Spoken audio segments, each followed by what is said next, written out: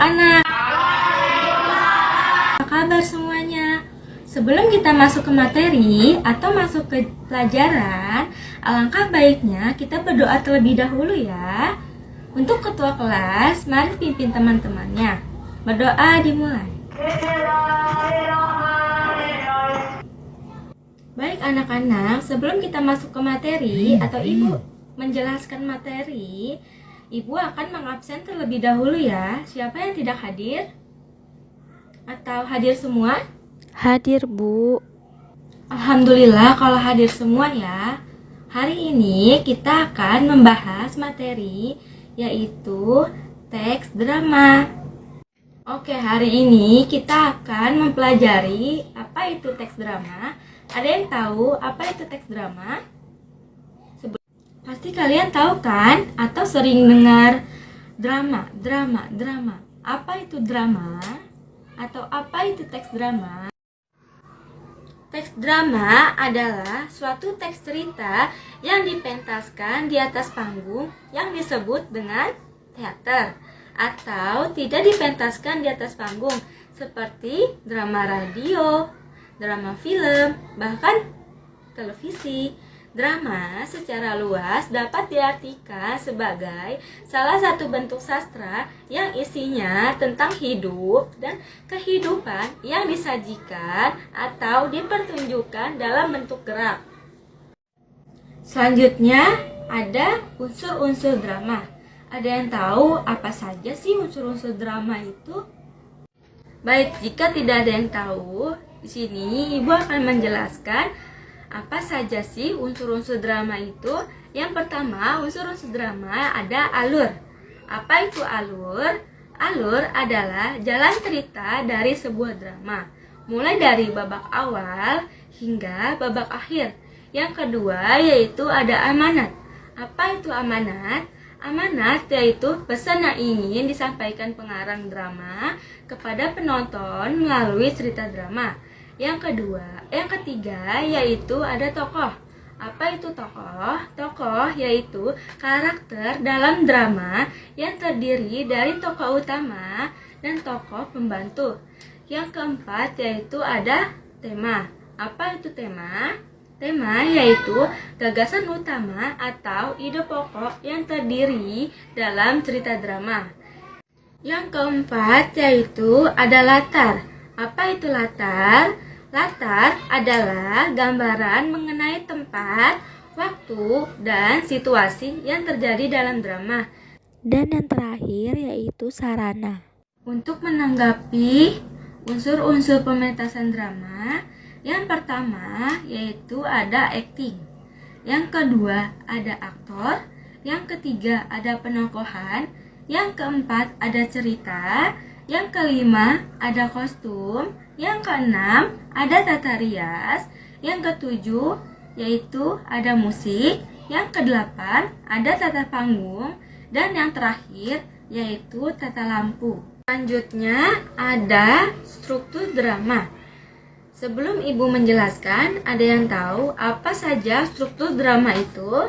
Belum tahu, Bu.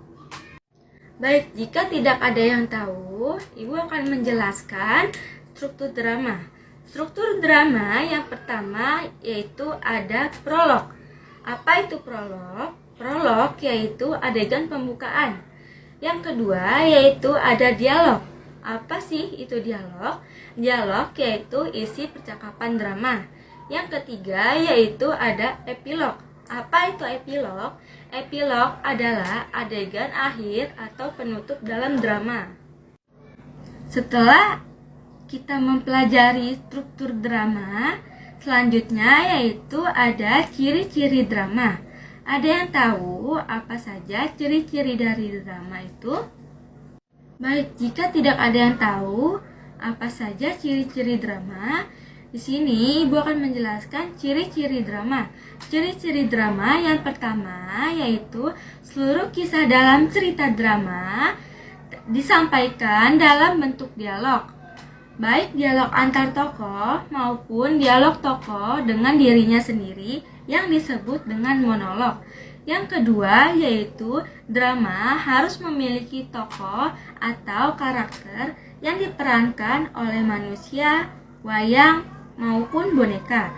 Yang ketiga yaitu drama harus terdapat konflik atau ketegangan yang menjadi inti dari cerita drama. Yang keempat yaitu durasi waktu pementasan drama dapat berlangsung selama sekitar 3 jam. Yang kelima yaitu pementasan drama biasanya dilakukan di atas panggung yang telah dilengkapi beberapa perlengkapan dan peralatan untuk menghidupkan suasana. Yang keenam yaitu pertunjukan drama selalu dilakukan di hadapan penonton, di mana drama tersebut dilakukan sebagai sarana hiburan. Selanjutnya yaitu ada jenis-jenis drama. Jenis-jenis drama terdapat 3 macam. Yang pertama yaitu drama berdasar penyajian tokoh. Yang kedua, drama berdasar sarana pentas. Dan yang ketiga, drama berdasar ada atau tidak naskah. Drama berdasar penyajian tokoh. Yang pertama ada tragedi. Tragedi adalah penuh dengan kesedihan. Yang kedua ada komedi. Komedi adalah penuh dengan hal-hal yang lucu. Yang ketiga yaitu tragikomedi. Tragikomedi adalah sebuah perpaduan antara komedi dan tragedi. Yang keempat yaitu ada melodrama. Melodrama adalah dialog yang diucapkan diiringi melodi atau musik. Yang kelima yaitu ada opera. Opera adalah drama yang dialognya dinyanyikan dan diiringi dengan musik. Yang keenam yaitu ada farce. Merupakan menyerupai dagelan, namun tidak sepenuhnya berupa dagelan. Yang ketujuh yaitu ada tableau. Tableau adalah drama yang mengedepankan unsur gerak di mana para pemainnya tidak mengucap dialog sama sekali, namun hanya melakukan gerakan tertentu. Yang kedelapan yaitu ada sendratari. Sendratari yaitu gabungan antara seni drama dengan seni tari. Selanjutnya yaitu ada drama berdasarkan sarana pentas. Yang pertama yaitu ada drama panggung, yang kedua ada drama radio, yang ketiga ada drama televisi, yang keempat ada drama film, dan yang kelima ada drama wayang, dan yang terakhir yaitu ada drama boneka. Dan ada drama berdasarkan ada atau tidak naskah. Dibagi dua, yaitu yang pertama ada drama tradisional dan drama modern. Drama tradisional yaitu tidak ada naskah. Sedangkan drama modern yaitu tontonan drama yang menggunakan naskah. Baik, sampai sini apakah kalian sudah paham atau mengerti tentang tes drama? Karena waktu sudah habis atau tidak mencukupi pada hari ini, alangkah baiknya kita tutup terlebih dahulu dengan membaca doa.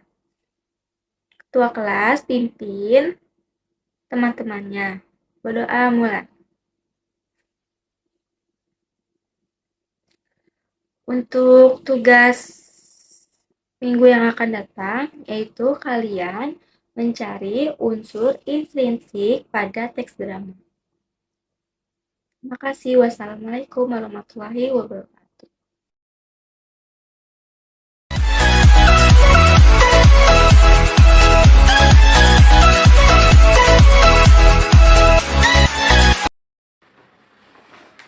Assalamualaikum, selamat pagi anak-anak. Waalaikumsalam, selamat pagi Bu. Apa kabar semuanya? Baik. Sebelum kita memulai belajar, kita berdoa dulu ya. Berdoa menurut kepercayaan agama masing-masing yang dipimpin oleh ketua kelas. Berdoa dimulai. Berdoa selesai. Alhamdulillah berdoa telah selesai. Sebelum kita memulai materi, Ibu akan mengabsen terlebih dahulu. Siapa yang tidak hadir hari ini?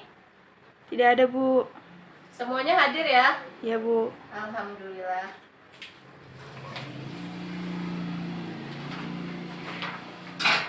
Sebelum kita melanjutkan ke materi pada pertemuan hari ini, Ibu akan bertanya terlebih dahulu, pada pertemuan 8 ini masih ada yang ingat tidak? Ingat, Bu. Ya, materi tentang apa, Talita? Pidato. Apa itu pidato, Talita? Pidato merupakan kegiatan berbicara untuk menyampaikan suatu hal di depan umum. Ya, alhamdulillah. Benar sekali penjelasan tentang pidato. Alhamdulillah ya, Talita masih ingat. Sekarang Ibu akan melanjutkan pertemuan 9, yaitu tentang pidato persuasif. Sebelumnya ada yang sudah pernah mendengar kata pidato persuasif? Belum. Oke, sekarang Ibu akan jelaskan. Pidato persuasif merupakan pidato yang berusaha untuk membujuk secara halus atau mengajak pendengar dengan menyampaikan pendapat, gagasan, dan alasan yang jelas, masuk akal, dan dapat dipertanggungjawabkan kebenarannya.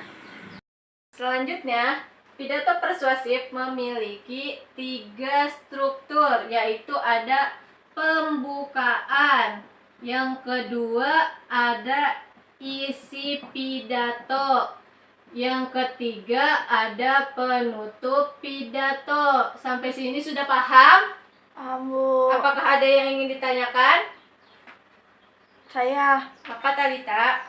Contoh struktur pembukaan pidato persuasif itu apa, Bu? Oke, sekarang Ibu akan jelaskan ya. Contoh struktur teks pidato persuasif. Di antara 3 struktur ini semuanya memiliki bagian-bagian tersendiri. Untuk pembukaan yang berisikan yaitu yang pertama salam pembuka, yang kedua ucapan sapaan atau penghormatan, yang ketiga ucapan rasa syukur, dan kalau isi pidato terdiri dari penjelasan mengenai pendapat, gagasan, alasan, atau pesan yang ingin disampaikan. Dan untuk penutup pidato ini berisi tentang harapan agar gagasan dan pesan yang disampaikan berisi bermanfaat, permohonan maaf, ucapan terima kasih, dan salam penutup. Sudah paham mengenai struktur pidato persuasif? Sudah, Bu. Sekarang kita akan melanjutkan tentang ciri-ciri kebahasaan teks pidato persuasif. Ciri-cirinya yaitu terdiri dari 6. Yang pertama ada kalimat aktif. Yang kedua ada kata tugas. Yang ketiga ada kosakata emotif. Yang selanjutnya ada kosakata bidang ilmu.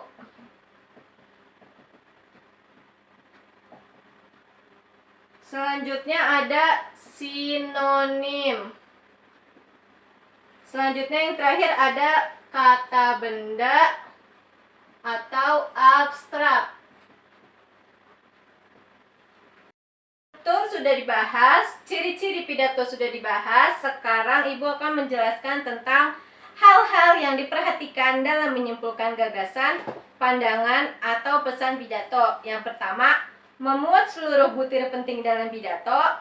Yang kedua, tidak menyimpang dari isi pidato. Yang ketiga, bukan ringkasan pidato, tetapi penafsiran pendengar terhadap hal yang disampaikan. Dan langkah-langkah terakhir yaitu untuk menyimpulkan dari isi pidato. Isi pidato persuasif yang pertama itu tentang mendengarkan atau menyimak isi pidato. Yang kedua, menentukan topik pidato. Yang ketiga, mencatat butir-butir penting dalam pidato. Yang terakhir, menyimpulkan gagasan, pandangan, atau pesan dalam pidato. Sekian penjelasan dari Ibu tentang pidato persuasif. Apakah ada yang ingin ditanyakan lagi? Tidak, Bu. Oke, kalau nggak ada yang ingin bertanya, sekarang Ibu akan membentuk kelompok. Kelompok. Sekarang ada berapa siswanya seluruh yang masuk? Ada 21.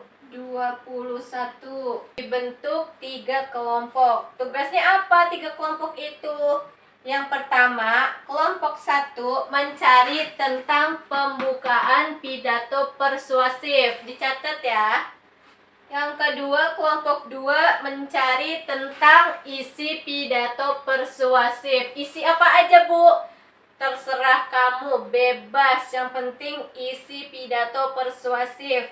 Dan yang kelompok 3 mencari penutup pidato persuasif. Sudah jelas semuanya? Sudah, Bu. Alhamdulillah kalau semuanya sudah jelas. Sekarang Ibu akan memberikan contoh pidato persuasif terlebih dahulu. Nih, kelihatan kan? Yang belakang kelihatan kan? Wiji kelihatan nggak? Kelihatan, Bu. Nih seperti ini contoh pembukaan pidato persuasif yang berisi tentang Assalamualaikum warahmatullahi wabarakatuh pada pagi hari yang cerah ini dan lain-lainnya. Ini merupakan contoh pembukaan pidato persuasif. Dan kalau isi dari pidato persuasif yaitu tentang anak-anakku yang berbahagia, semua tokoh besar nasional maupun dunia pasti mempunyai kegemaran membaca dan lain-lainnya. Ini merupakan contoh isi pidato persuasif yang Ibu buat ya anak-anak. Dan yang ketiga yaitu tentang penutup pidato persuasif. Nih contohnya. Nih kelihatan kan? Bila selama ini banyak menghabiskan waktu luang untuk bermain game atau bersendau gurau belaka, maka mulai sekarang alihkanlah untuk membaca buku. Semoga dengan gemar membaca buku kalian menjadi orang-orang yang bermanfaat. Sekian pidato dari saya. Kurang lebihnya mohon maaf. Dan ini adalah contoh penutup pidato persuasif. Sudah paham kan semuanya tugas yang Ibu berikan? Sudah, Bu. Oke, sekarang kita sudahi pertemuan pada kali ini. Kita ucapkan Alhamdulillahirabbil alamin. Assalamualaikum warahmatullahi wabarakatuh. Waalaikumsalam.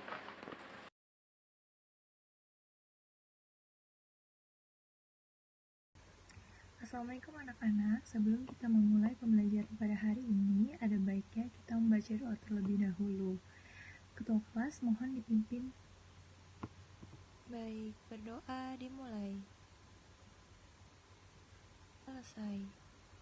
Baik, sebelum kita mulai pembelajaran hari ini, Ibu akan mengabsen kalian terlebih dahulu. Apakah ada yang tidak masuk? Nihil, Bu. Oke, karena hari ini masuk semua, ada yang masih ingat nggak minggu kemarin kita membahas materi apa? Teks eksposisi. Iya benar, minggu kemarin kita membahas teks eksposisi. Dan minggu ini Ibu akan memberikan materi ke kalian yaitu teks berita. Tolong buku paketnya dibuka pada halaman 10 ya. Di sini Ibu sudah menyiapkan PowerPoint untuk menjelaskan materi minggu ini. Mohon disimak baik-baik ya anak-anak. Teks berita terbagi menjadi 3, yaitu pengertian teks berita, ciri-ciri teks berita, dan unsur-unsur teks berita. Sebelum kita memulai pelajaran hari ini, Ibu mau tanya, ada yang tahu tidak berita itu apa? Kabar, cerita, atau keterangan mengenai kejadian atau peristiwa yang sedang hangat. Iya, berita adalah kabar atau cerita atau keterangan mengenai kejadian atau peristiwa hangat. Dan teks berita merupakan teks yang berisi segala peristiwa yang terjadi di dunia. Teks berita biasanya disebarkan melalui berbagai media, seperti koran, majalah, radio, televisi, ataupun media lainnya. Dan yang kedua, ada ciri-ciri teks berita. Yang pertama, ada faktual, berdasarkan fakta atau kejadian nyata. Berisi peristiwa yang nyata yang terjadi di masyarakat. Dan yang kedua, ada aktual, terkini atau baru terjadi. Berita tidak mengangkat peristiwa yang sudah terlewat. Misalnya, peristiwa yang sudah terjadi 1 tahun, atau 3 tahun, atau mungkin 10 tahun yang lalu. Dan yang ketiga, unik dan menarik. Berita menarik bagi banyak orang. Peristiwa yang penting yang dapat berpengaruh pada banyak orang. Dan yang keempat, ada sistematis dan lengkap. Disusun secara berurutan berdasarkan peristiwa dan lengkap.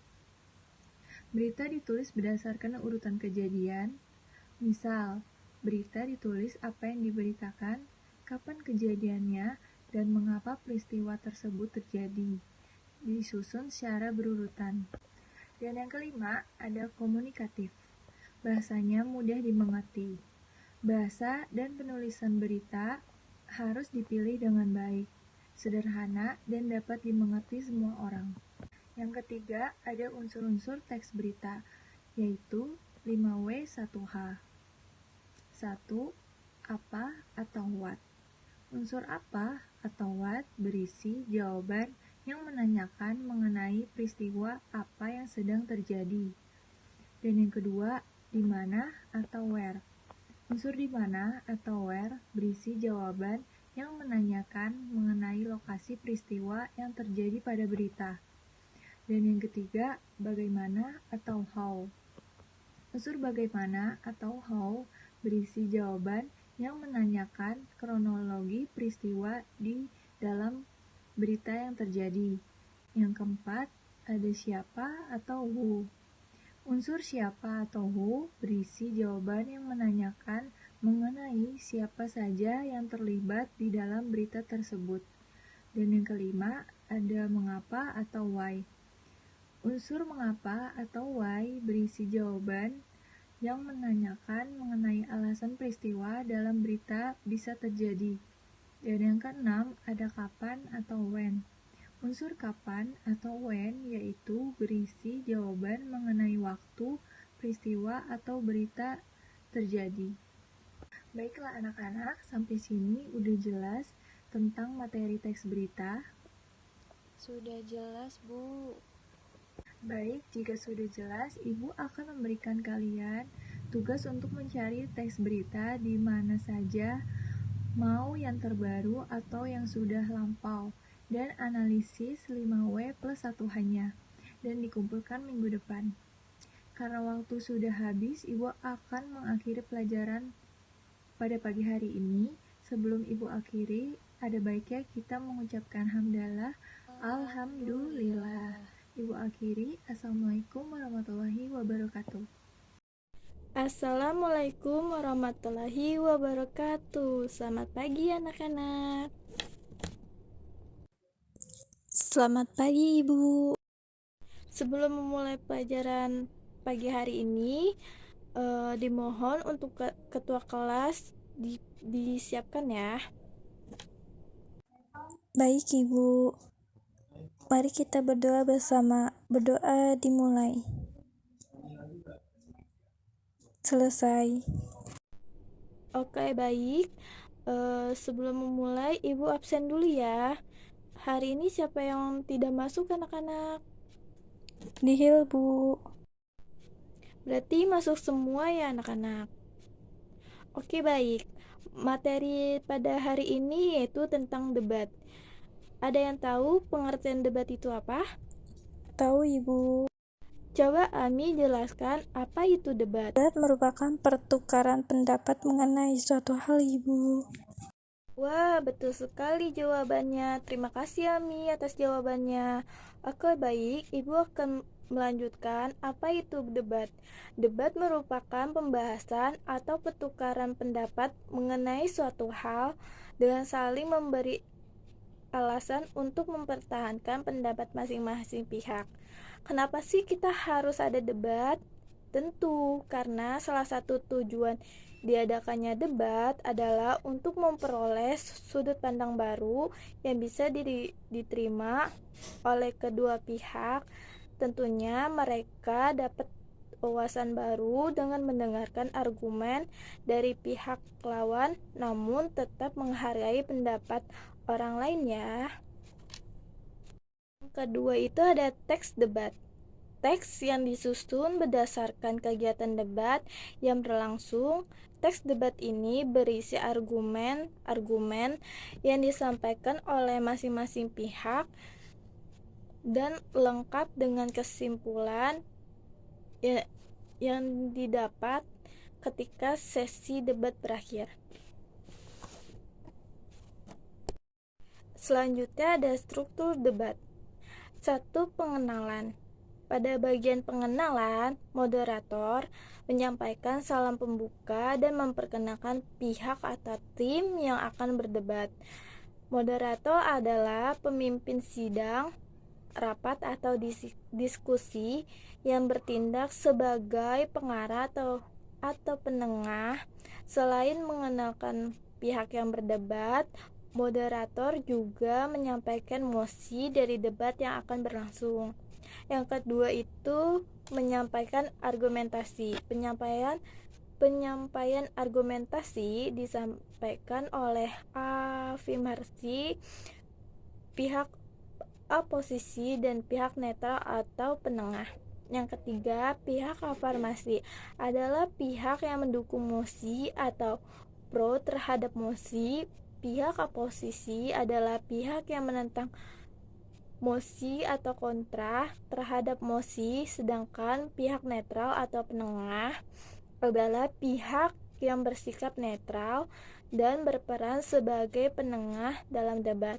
Pihak netral ini bersifat opsional alias tidak harus dalam debat. Yang ketiga, debat. Pihak afirmasi adalah pihak oposisi saling memberikan sanggahan lalu ditengahi oleh pihak netral. Jika pihak netral tidak ada, maka boleh ditengahi oleh moderator selaku pemimpin acara debat. Nah, bagian ini yang paling seru sekali. Yang keempat, kesimpulan. Pihak afirmasi, pihak oposisi, dan pihak netral menyampaikan simulat terkait mosi, pendapat, serta sanggahan dari tim lain. Yang kelima, penutup. Moderator memberikan kesimpulan secara keseluruhan tanpa berpihak pada pihak manapun, kemudian menutup kegiatan debat dengan salam. Selanjutnya, ciri-ciri debat. Yang pertama, terdapat dua tim yang berbeda, yaitu tim afirmasi dan tim oposisi. Yang kedua, terdapat dua sudut pandang, yaitu pro dan kontra. Yang ketiga, terdapat topik atau isu yang diperdebatkan. Yang keempat, terdapat argumentasi. Yang kelima, terdapat pihak penengah atau opsional. Biasanya ini tidak dipakai sih. Selanjutnya, kaidah kebahasaan teks debat. 1. Menggunakan bahasa baku. Teks debat ditulis dalam menggunakan bahasa Indonesia. Yang kedua, menggunakan kata denotatif. Teks debat ditulis menggunakan kata denotatif. Kata denotatif adalah kata yang bermakna sebenarnya. Contoh, denotatif. Marilah kita menutup mata sambil berdoa. Yang bukan denotatif. Pemerintah tidak boleh menutup mata atas kejadian yang melanda di Indonesia saat ini. Unsur-unsur debat. 1. Mosi adalah topik atau isu yang diangkat dalam debat. Mosi akan menentukan sikap dari masing-masing pihak atau tim yang berdebat, apakah pro terhadap mosi atau kontra terhadap mosi. Yang kedua, debat. Tim debat. Seperti yang sudah dijelaskan dalam debat, umumnya terdapat 3 tim debat, yaitu tim afirmasi, tim pendukung mosi atau pro terhadap mosi. 2. Tim oposisi, tim penentang mosi, kontra terhadap mosi. Yang ketiga, tim netral atau penengah, tim yang netral dan berperan sebagai penengah atau opsional. Untuk tim netral atau penengah tidak wajib ada dan perannya sebagai penengah dapat digantikan oleh moderator. Yang ketiga, partisipan. Selain tim debat, terdapat juga partisipan lainnya. 1. Penonton atau juri sebagai penilai tim yang berdebat. Yang kedua, moderator, pemimpin jalannya debat. Yang ketiga yaitu ada notulen, mencatat jalannya debat dan hasil debat. Baik, Ibu tadi sudah menjelaskan pengertian dari debat, teks debat, ciri-ciri debat, unsur-unsur debat, struktur debat, dan kaidah kebahasan teks debat. Baik, selanjutnya tolong disimak ya anak-anak. Ibu akan memberikan salah satu tentang debat. Nanti selanjutnya Ibu akan memberikan tugas dari debat tersebut. Baik, tugas hari ini yaitu catatlah pokok-pokok isu atau permasalahan apa yang dibahas dalam tayangan video debat tersebut. Yang kedua, kelompok mana yang mendukung isu atau permasalahan yang disampaikan dalam debat tersebut. Yang ketiga, argumen apa saja yang disampaikan oleh kelompok yang mendukung permasalahan dalam debat tersebut. Yang keempat, argumen apa saja yang disampaikan oleh kelompok yang menolak permasalahan debat tersebut. Yang kelima, kesimpulan apa yang diambil dari permasalahan yang dibahas dalam debat tersebut. Nanti tugasnya tolong dikirim di Google Classroom ya. Ibu tunggu sampai hari Rabu depan. Ibu akan menyimpulkan materi hari ini, yaitu debat. Debat merupakan pembahasan atau pertukaran pendapat mengenai satu hal yang memberikan alasan untuk mempertahankan pendapat masing-masing pihak. Tentunya mereka dapat wawasan baru dengan mendengarkan argumen dari pihak lawan. Tetapi walaupun berbeda pendapat, kita harus tetap menghargai pendapat orang lain, tidak memutuskan pembicara orang lain juga tentunya. Baik, Ibu akan memberikan suatu motivasi untuk kalian. Tetap semangat, jangan pantang menyerah, harus sungguh-sungguh belajarnya, tidak boleh main-main.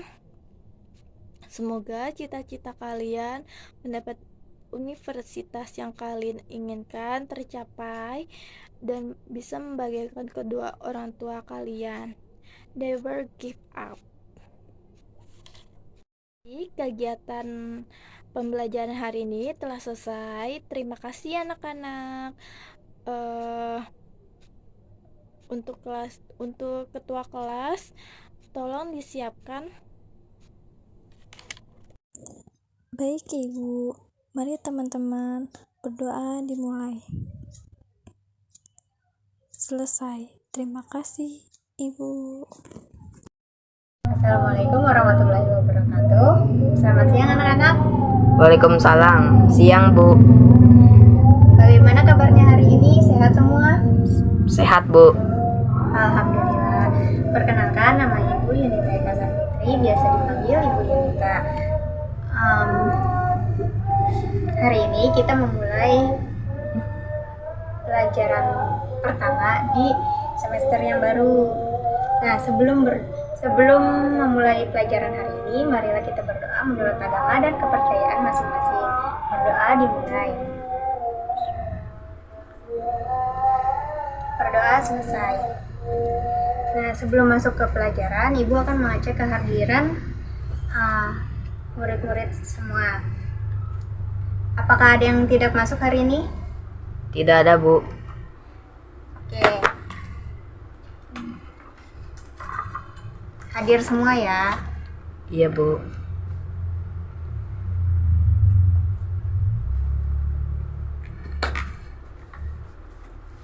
Kalau gitu langsung saja kita masuk ke materi hari ini. Materi hari ini seperti yang ada di PowerPoint Silandia di sini, yaitu tentang surat. Surat terbagi menjadi dua, surat pribadi dan surat dinas. Sebelumnya ada yang tahu tidak? Apa arti surat? Saya, Bu. Iya, Novel, boleh? Surat adalah sehelai kertas atau lebih yang digunakan untuk komunikasi secara tertulis. Iya, boleh. Nah, terus ada lagi yang bisa jawab selain Novel? Nggak ada, Bu. Tidak ada, baik. Nah, jadi surat itu merupakan media komunikasi, baik secara perorangan maupun antar lembaga.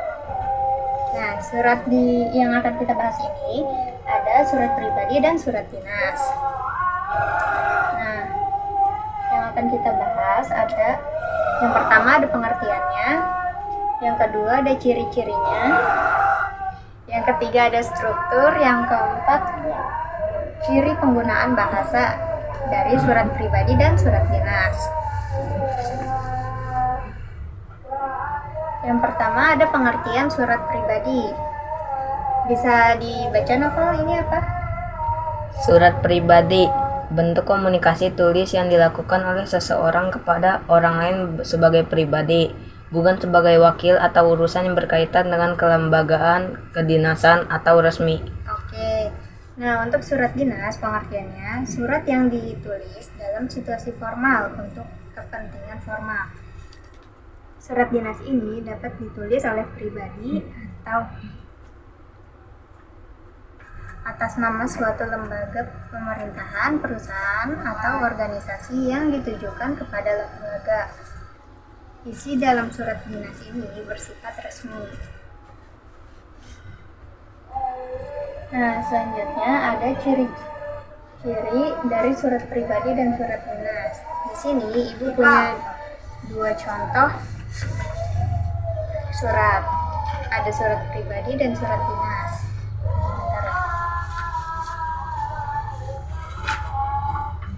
Ya, yang pertama akan kita bahas ada surat pribadi dulu. Nah, ciri surat pribadi adalah bentuk komunikasi interaktif antara orang pertama yaitu pengirimnya yang ini. Lalu untuk suratnya itu dikirim untuk orang kedua penerima yaitu si Rina ini. Nah, kemudian isi surat pribadi berkaitan dengan masalah pribadi seperti menanyakan kabar, ya, hai apa kabar. Lalu ada tentang keperluan pribadi dan tujuan komunikasi pribadi yang lain yang hanya mereka pahami berdua ini. Lalu untuk ciri-ciri surat dinas hanya boleh ditulis oleh sebuah instansi kepada instansi lain atau individu. Seseorang atas nama individu tidak diperbolehkan menulis surat perintah dinas. Oleh sebab itu, surat dinas memiliki kepala surat dan nomor surat. Kepala surat yang ini dan nomor surat yang ini hanya boleh dikeluarkan oleh perusahaan atau instansi atau lembaga tertentu. Nah, selanjutnya ada struktur surat pribadi dan surat dinas. Untuk surat pribadi di sini ada alamat dan tanggal surat, lalu kemudian ada salam pembuka, kemudian kalimat pembuka paragraf, kemudian ada isi surat, ada salam penutup, paragraf penutup dan salam penutup. Kemudian ada nama dan tanda tangan si pengirim surat. Nah, untuk struktur surat dinas di sini lebih panjang. Kalau surat dinas itu ada kop surat, tanggal surat, nomor surat, lampiran surat, perihal surat, alamat dalam surat, salam pembuka, paragraf pembuka, isi surat, paragraf penutup, dan penutup. Salam penutup maksudnya. Nah, terus ada tanda tangan pengirim suratnya. Nah, lalu ada ciri penggunaan bahasa di surat pribadi dan surat dinas. Pilihan kata dalam surat pribadi lebih emotif dan ekspresif. Bahasa surat pribadi tidak formal tetapi santun.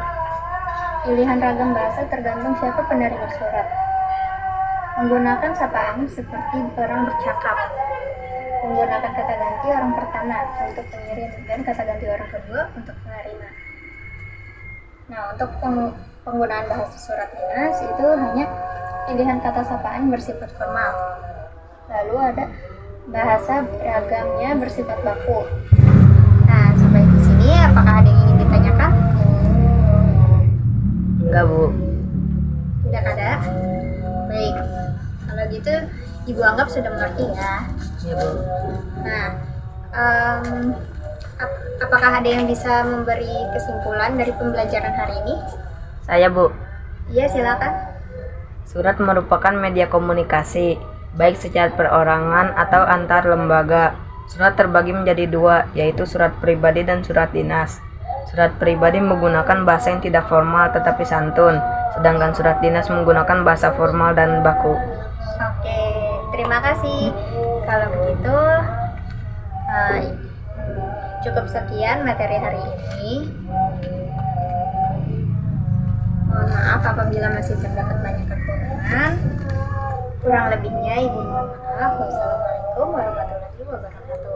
Waalaikumsalam warahmatullahi wabarakatuh.